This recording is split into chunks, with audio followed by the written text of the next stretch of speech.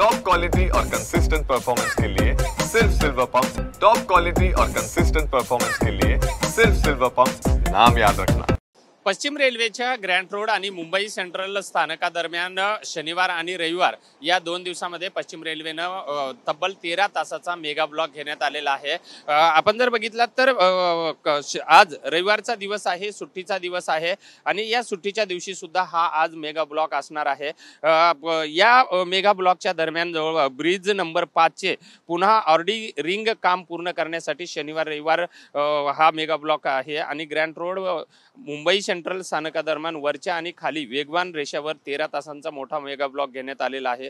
पश्चिम रेल्वेचे मुख्य जनसंपर्क अधिकारी विनीत अभिषेक यांनी सांगितलं आहे की ब्लॉक कालावधीत अप आणि डाऊनच्या सर्व गाड्या चर्चगेट आणि मुंबई सेंट्रलच्या स्थानकादरम्यान चालवल्या जातील।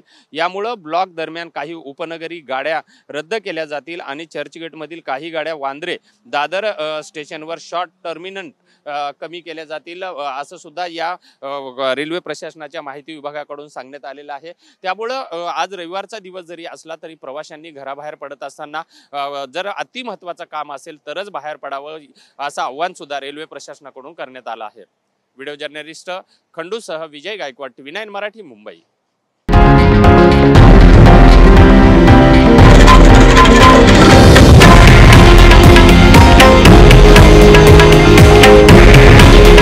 हे आहे देशातील नंबर 1 न्यूज नेटवर्क आणि आपण पाहत आहात TV9 मराठी।